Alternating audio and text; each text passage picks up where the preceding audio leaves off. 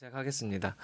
하나님 감사합니다. 귀한 시간 우리가 이 하나님께서 주신 우리 축복된 자녀들을 어떻게 키워낼지, 또 어떻게 부모로서, 또 어떻게 가정으로서 하나님이 원하는 것들을 꾸려나갈지 함께 고민하고 기도하게 하시니 감사합니다. 오늘 이 시간 통하여서 우리가 하나님이 좀 더 원하시는 모습대로 변화되어 가고 성장하는데 도움이 되는 시간 되도록 가르치는 자, 또 듣는 자 하나님 모두에게 은혜 내려주시고 인도하여 주시옵소서. 예수님의 이름으로 기도합니다. 아멘. 네, 오늘 저도 그렇게 생각을 안 했던 것 같기는 한데 생각보다 요 영상을 보시는 분들도 많이 계시고, 그리고 여러 번 돌려보셨다는 분들이 계셔서 너무 감사를 드리고요. 막 며칠 전에는 전화도 받았었어요. 그래서 이 강의 듣고 기도에 참여하면서 많이 회개했다 뭐 하는 분들도 계셨고, 여러 연락을 받았는데 너무 감사드리고요.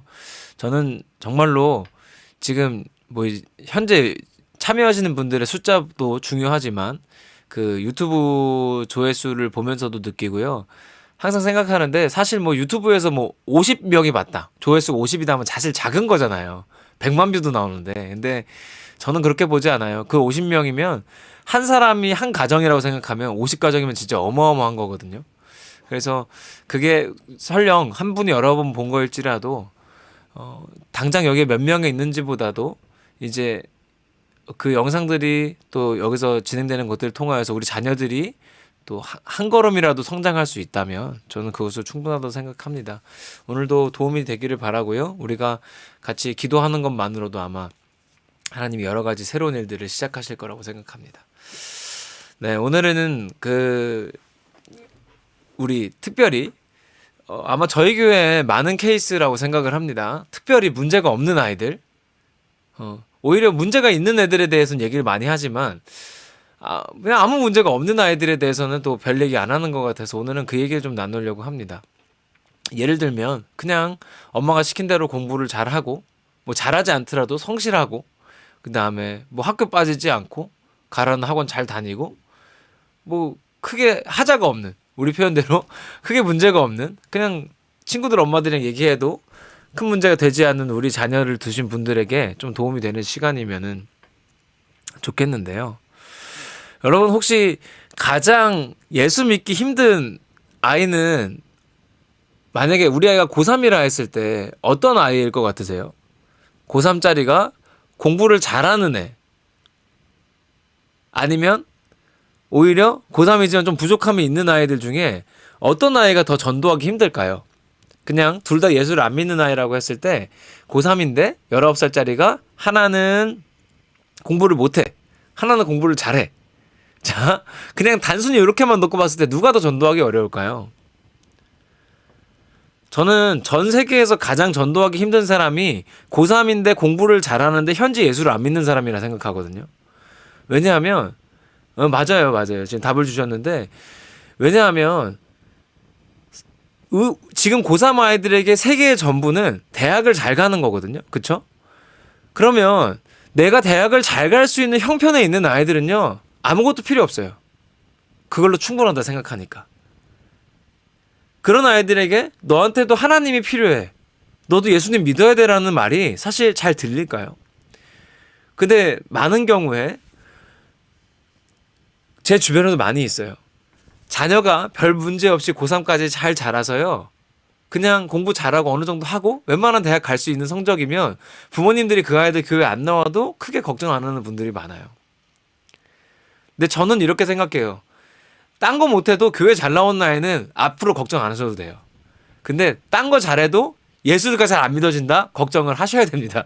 그거 놓고 기도 많이 하셔야 돼요. 왜냐하면요, 제가 오늘 아침에도 책 한 권을 다 읽었는데, 이제 미래에 관련된 얘기들을 읽으면서요, 지금 유치원에 다니는 아이들의 65%는요 지금 현재 없는 직업을 갖게 될 거라고 해요.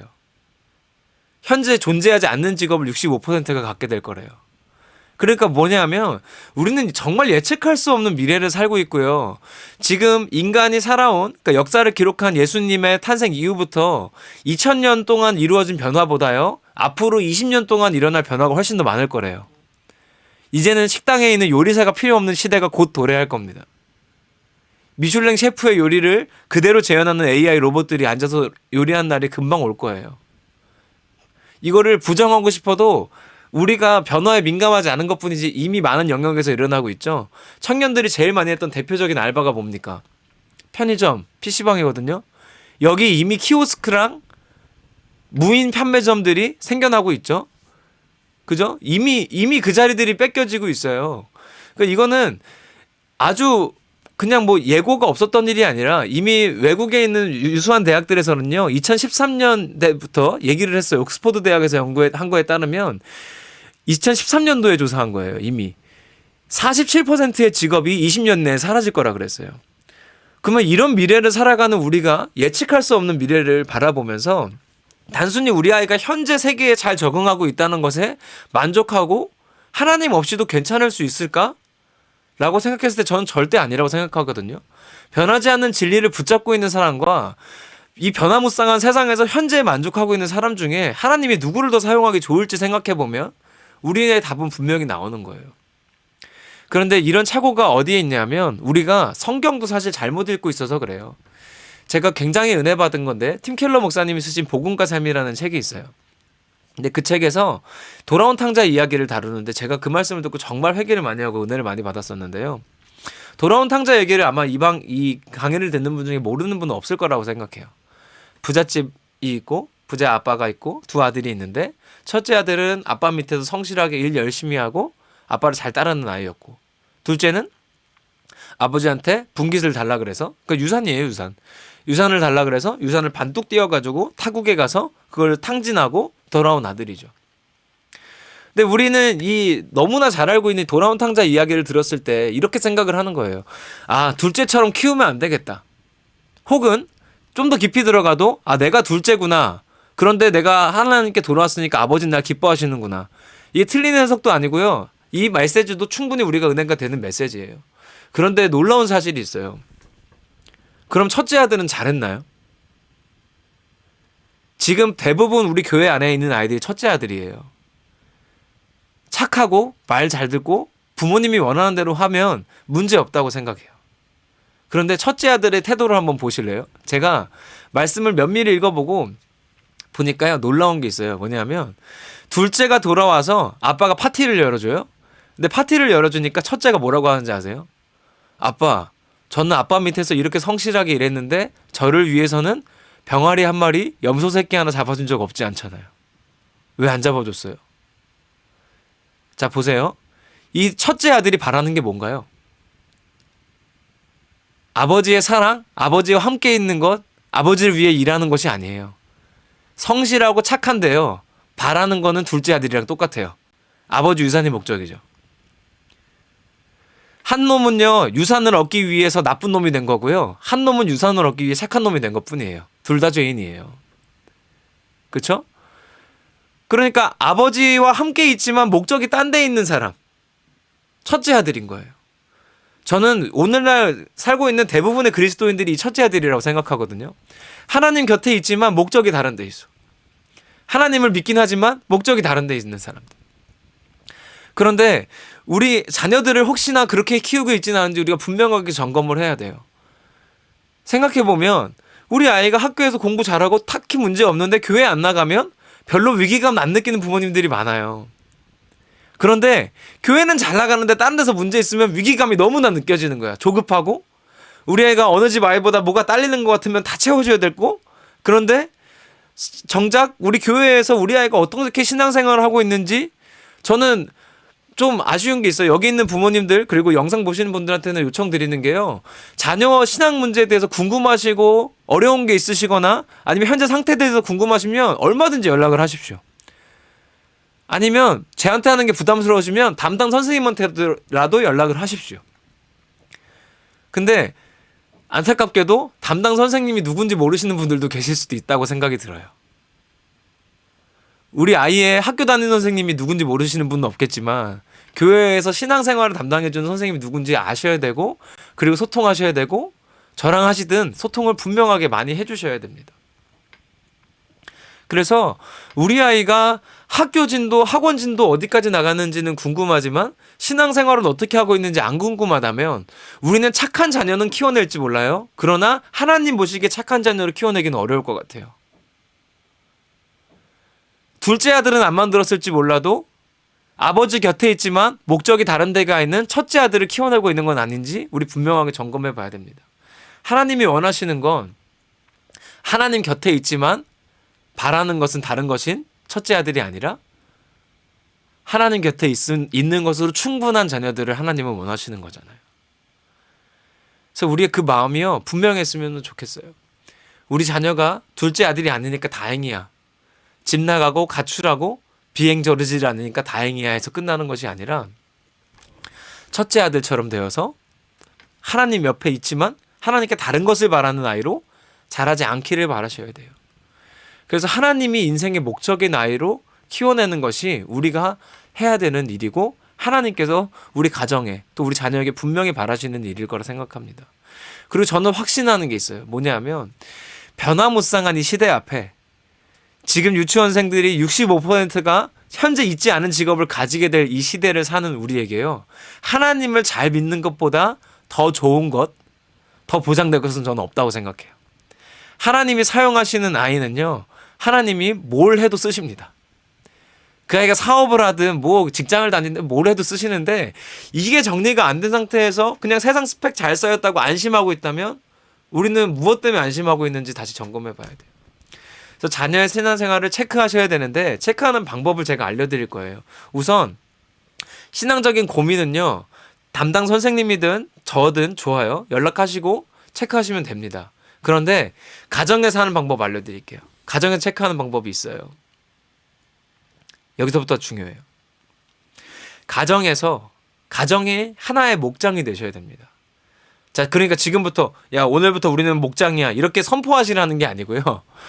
우리가 한 가정을 목장으로 삼는다는 건 이거예요. 여러분이 주일 예배 마치고 집까지 걸어가시는지 혹은 차 타고 가시는지 저는 몰라요. 근데 차를 타고 가든 걸어가든 집에 가는 길에 엄마, 아빠, 자녀 뭐 예를 들어서 안 다니는 분이 계시다면 그 같이 신앙생활을 하는 우리 부모와 자녀 혹은 가족이요. 예배 마치고 가는 길에 이 얘기를 해야 돼요. 오늘 하나님이 너에게 예배 시간에 어떤 말씀을 주셨어? 오늘 예배 시간에 어떤 점을 느꼈어? 어떤 걸 배웠어를 나누셔야 돼요. 그런데 이게 이렇게 되면 안 돼. 한 끗 차이인데 오늘 예배 시간에 뭐 들었어? 오늘 예배 잘 드렸어? 이거는 진짜 최악이에요. 이거는 얘 보고 10년 뒤에 교회 다니지 말라고 말하는 것과 똑같은 거예요. 잘 이해하셔야 돼요. 야 오늘 예배 잘 드렸어? 무슨 말씀 드렸냐고 이걸 말하는 게 아니고요. 오늘 하나님이 예배 시간에 어떤 은혜를 주셨어를 나눠달라는 거예요. 자 그런데 이렇게 하다 보면 우리 자녀가 잘 대답 못할 수도 있죠. 그쵸? 자녀가 근데 자 제가 말씀드리는데 저희 초등부, 중고등부, 청년부 다 목장 모임을 이런 식으로 하고 있어요. 예배 시간에 뭘 들었고 뭘 배웠고 뭘 느꼈는지를 말하는 데 중점을 두고 있어요. 예배는 조금 주입식일 수밖에 없는데 목장 모임은 아이들이 고백하도록 유도를 하고 그걸 도와주는 훈련을 계속하고 있거든요.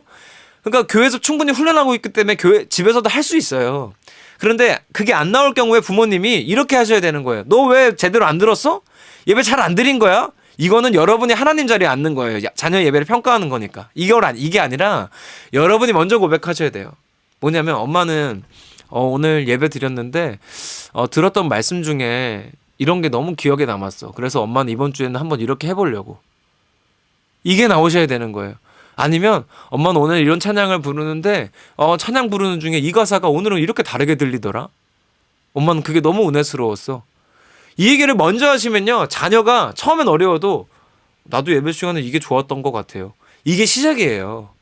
시작이 되면 이게 성숙으로 이어지면 거기서 깊이 있는 얘기도 나오고 그게 삶으로 이어지고 우리 가정의 모습으로까지 이어지고 하면 가정의 부흥이 일어나는 거죠. 이렇게 신앙을 체크를 하고 바뀌어 나가는 거지 그냥 단순히 교회 잘 보내고 교회 갔다 왔으니까 평소에 학원 열심히 다니고 공부 잘하면 됐어가 아니에요. 그러니까 현 시대가 요구하는 스펙에 맞춰졌다고 해서 충분하지 않습니다. 제가 오늘 읽었던 책에서 다루었던 내용 중에 제가 충격적인 게 있었어요. 뭐였냐면 영국에서 처음으로 자동차가 나왔을 때 그 당시에 인기 있고 안정적이었던 직업 중에 하나가 뭐였냐면 마부였대요. 마부가 뭐냐면 마차를 끄는 사람.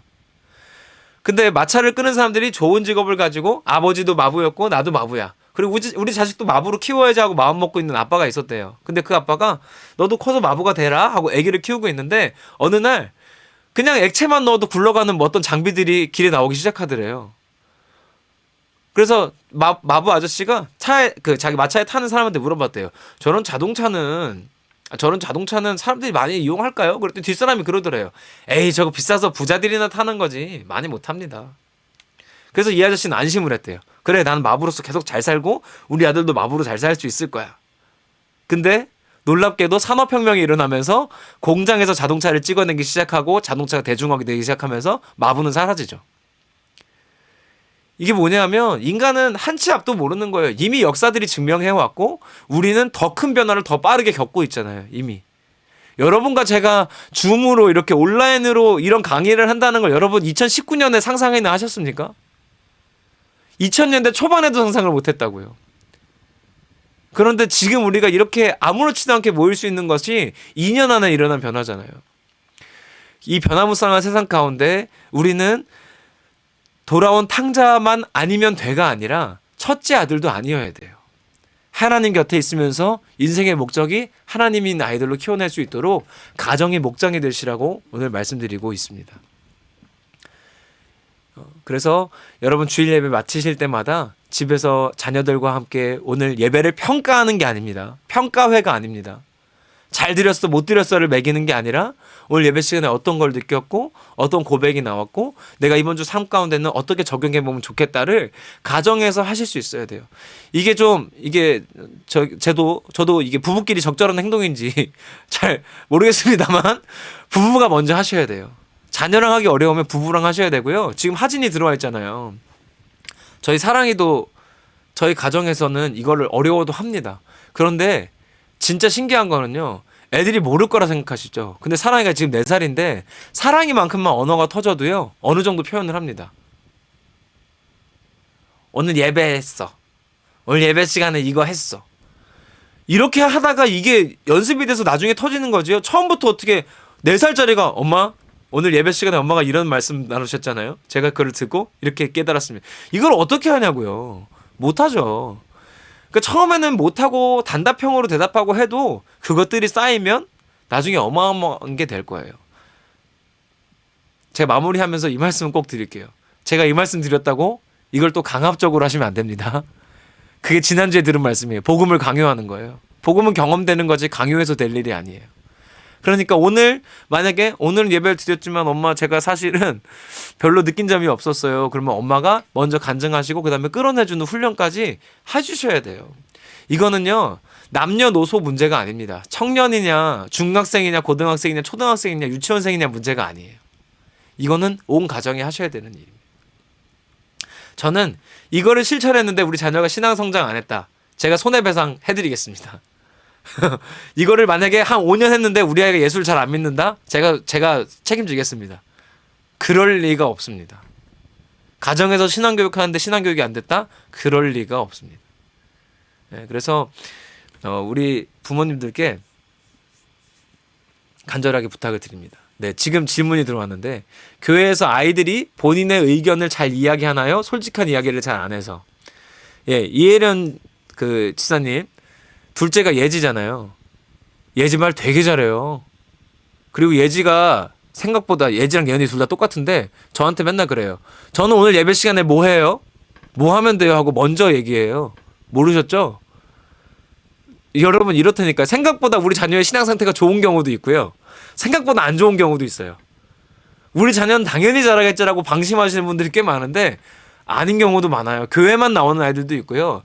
제가 이 얘기만 하고 같이 기도하면 좋겠는데 실제 사례예요. 실제 사례인데 부모님은 거의 1년 가까이 매주 중고등부 예배 데려다 주신 거예요. 매주. 근데 저는 1년 동안 그 아이를 예배 시간에 본 적이 한 번도 없어요. 엄마 간 다음에 딴 데로 샌 거죠. 그만큼 부모님들이 방심하고 있다는 거예요. 저한테 한 번만 저는 안 오니까 모르잖아요. 예배 안 오나 보다 하는 거지. 근데 한 번만 예배 왔나요? 라고 물어보셨으면 바로 확인이 됐을 건데.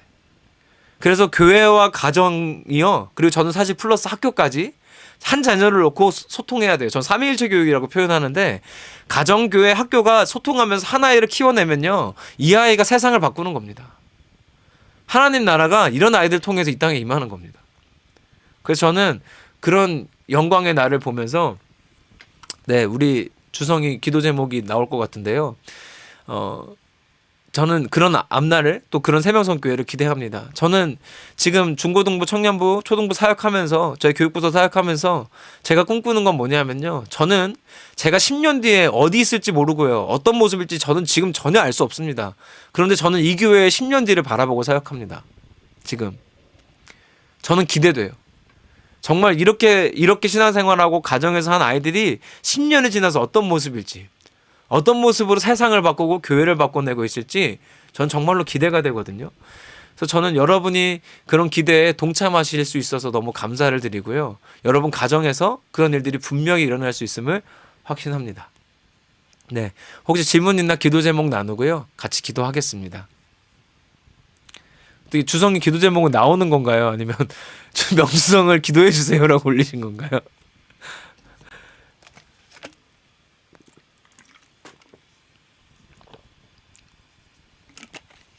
네, 아이고 감사합니다. 그리고 우리 중고등부 부모님들 계시면 초등부까지 마찬가지인데요. 제가 1대1 양육을 지금 한 3개월 동안 10명 정도를 1대1로 실제로 만나서 하거나 줌에서 1대1로 했어요. 근데 이게 너무 오래 걸리고 제가 도저히 이 감당을 끝까지 할 수가 없어서 이제 나머지 친구들은 유튜브에 아주 퀄리티 있고 재미있게 영상을 촬영해서 올릴 거예요. 촬영은 끝났고 편집하고 있는데 올라가면 그거 정해진 시간에 보도록 저랑 약속을 잡고는 할 거거든요. 그래서 그거 할 수 있도록 부모님들 많이 협조를 해주세요. 자, 근데 또 협조 구하면 전 또 두려워요. 너 그거 안 봤어? 똑바로 이거 하지 마세요. 공부하듯이 하지 마세요. 예. 그거를 5주짜리를 10주 걸려서 봐도 괜찮으니까 괜찮아요. 평생에 그런 거 한 번도 안 받으신 분들도 여기도 많잖아요. 괜찮아요. 괜찮으니까 언젠가는 할 겁니다. 예. 좋습니다. 우리 같이 기도하겠습니다.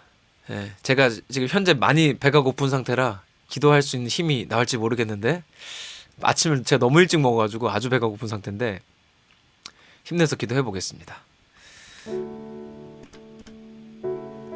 오늘 기도 제목은 그걸 나누면 좋을 것 같아요. 다른 기도도 할 게 많지만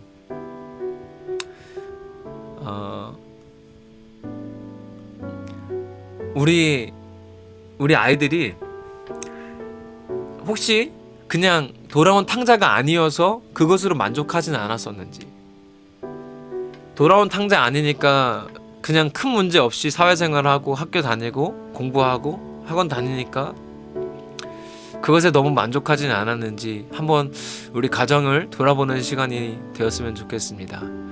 좀 끊어서 기도할 건데요. 이 시간 첫 번째로 기도합시다. 하나님, 저희 가정이 혹시 그런 가정은 아니었습니까? 둘째 아들은 아니었지만 혹시 첫째 아들은 아니었습니까?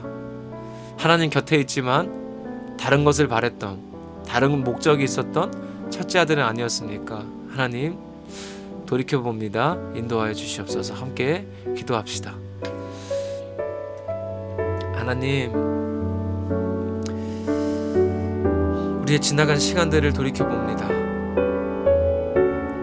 하나님의 귀한 자녀를 양육함에 있어 그저 둘째 아들이 아니어서 집 나가지 않고 하나님 곁에 붙어있고 그냥 해야 되는 일 잘하고 성실해서 착한 아들이어서 착한 딸이어서 그것으로 만족하진 않았습니까? 하나님 보시기에 착한 자녀로 키우기보다 내 눈에 보기에 착한 자녀로 키워내진 않았습니까? 하나님 인도하셔서 하나님 보기에 착한 자녀, 그냥 첫째 아들을 넘어 하나님 곁에 있는 것이 즐거워, 하나님 곁에 있는 것이 좋아서 하나님 사랑하는 일이 즐거워 하나님 곁에 붙어있는 자녀들로 키워낼 수 있도록 인도하여 주시옵소서. 하나님, 혹은 우리가 먼저 첫째 아들이 아니기를 원합니다. 하나님이 목적이 되고 하나님만으로 충분한 하나님의 자녀들로 우리가 성장되고 성숙되어지기 원합니다.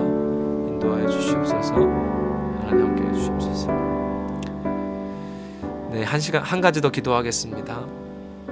이 시간 기도할 때 하나님, 이제는 우리의 자녀, 여러분 자녀 이름 넣고 기도하십시오. 우리의 자녀가 하나님이 목적이 되는 그런 아이로 자라나기 원합니다. 변화무쌍한 세계 가운데 하나님이 목적이 않으면, 하나님이 목적이 되셔야만 우리 아이가 하나님께 더 크게 쓰임받을 줄 믿습니다. 하나님, 우리 아이의 목적이, 삶의 목적이 무엇인지 깨닫고 하나님을 목적으로 사는 아이로 변화시키시고 인도하시옵소서. 함께 기도합시다. 하나님, 우리 아이의 목적이 하나님이기를 원합니다. 우리의 인간적인 노력과 인간적인 반복들로 할 수 없습니다. 우리가 최선을 다하지만 뜻대로 되지 않음을 이제 온전히 고백합니다. 하나님, 인도하시옵소서. 하나님, 일하시옵소서. 우리 자녀들의 삶의 목적이 무엇인지 분명히 알고 깨달아 변화를 경험하도록 인도하시옵소서. 하나님, 변화시켜 주시옵소서. 이제 한 가지 더 기도합시다. 하나님, 우리 가정이 하나의 목장이 되게 하시옵소서. 부모가 자녀의 신앙의 본이 되고 부모와 자녀가 하나님 얘기를 하는 것이 불편하지 않은 너무도 자연스러운 가정으로 삼아 주시옵소서. 부모와 자녀가 하나님으로 하나 되며 가정이 하나님 방향으로 성숙해 갈 수 있도록, 하나님, 우리 가정이 하나님 말씀을 나누는 가정이 되도록 우리 가정을 사용하여 주시옵소서. 함께 기도합시다. 하나님, 우리 가정이 하나의 목장이 되기 원합니다. 하나님 말씀을 나누는 것이 자연스럽고 하나님 말씀대로 살기를 힘쓰는 하나님의 귀한 가정들이 되기 원합니다. 하나님의 가정들을 사용하시옵소서. 세워주시옵소서. 하나님의 가정들이 그렇게 세워지기 원하오니 일하여 주시옵소서. 하나님, 우리 가정들을 통해 하실 놀라운 일들을 기대합니다. 하나님, 역사하시옵소서. 하나님, 인도하시옵소서. 하나의 목장이 되어 우리가 예배를 갔다 왔는지, 예배를 잘 드렸는지 평가하고 점수 매기는 것이 아니라 하나님의 은혜를 온전히 나누고 삶에 적용하고 서로가 서로에게 하나님을 보여줄 수 있는 하나님의 귀한 가정으로 세우시고 인도하여 주시옵소서. 그런 모든 가족 구성원들 될 수 있도록 역사하시옵소서. 마지막 기도 제목입니다. 이 시간에는 우리 이 자녀 축복 기도회를 위해서 기도해 주셨으면 좋겠습니다. 특별히 우리 교회 안에서 자녀를 키우는 모든 부모님들과 가정들을 위해서 기도하시면 좋겠습니다. 하나님, 이 자녀 축복 기도회를 통하여 하나님의 귀한 가정들이 세워지게 도와주시옵소서. 하나님의 귀한 가정들이 하나의 교회가 되게 하시고 그곳에서 하나님의 자녀들이 양육되고 부모들이 성숙해지며 영적인 성장을 경험하는 하나님의 귀한 공동체로 삼아 주시옵소서. 함께 기도합시다. 하나님, 이 자녀 축복 기도회를 위해 기도합니다. 하나님, 부족한 종의 부족함들은 가리시고 하나님의 영광을 드러내시며 하나님, 이 시간을 통해 우리 가정들이 변화되기 원합니다. 우리 세명성교회 가정들이 변화되기 원합니다. 온 가정이 하나의 교회들로 성장되기 원합니다. 가정에서 하나님의 자녀들이 성숙되어지며 부모들이 성장되어지며 영적인 성숙을 경험하기 원합니다. 영적으로 성숙한 하나님의 귀한 공동체 삼아 주시옵시고 하나님, 그저 첫째 아들로 남아 하나님 곁에 있지만 다른 것을 바라였던 그런 모습이 우리 교회가 되지 않도록 하나님, 이 자녀 축복 기도회를 사용하시고 인도하여 주시옵소서. 하나님, 예비하신 이 다음 세대들과 함께하는 10년 뒤가 기대되는 교회, 하나님, 새롭게 맞이할 미래가 기대되는 교회, 두려움이 아니라 이 혼란한 세상 가운데, 변화무쌍한 세상 가운데에도 두려움이 아닌 기대함으로 미래를 바라볼 수 있는 교회로 우리를 삼으시고 역사하여 주시옵소서. 하나님, 그렇게 일하실 하나님을 기대합니다. 우리 가정들을 하나의 교회 삼으시고 하나의 목장 삼으셔서 하나님의 은혜를 나누고 삶에 적용하는 것이 자연스러운 일, 너무도 당연한 일이 되어지기 원합니다. 부모가 신앙의 본이 되게 하시고 우리가 다른 것들을 가르치기보다, 다른 것을 앞세우기보다 하나님을 가르치기를 힘쓰게 도와주시며 하나님의 귀한 가정으로 온 가정들이 세워지기 원합니다. 하나님 곁에 있었지만 목적이 다른 데에 있는 하나님의 첫째 아들이 아니라 하나님을 떠나버렸던 둘째 아들이 아니라 하나님 곁에 있으며 하나님 곁에 있는 것이 좋아 하나님을 목적으로 평생을 살아가는 귀한 자녀들로 우리 자녀들 그리고 또 온 가정들이 성장되기 원합니다. 그렇게 변화되기 원합니다. 하나님 인도하여 주시옵소서.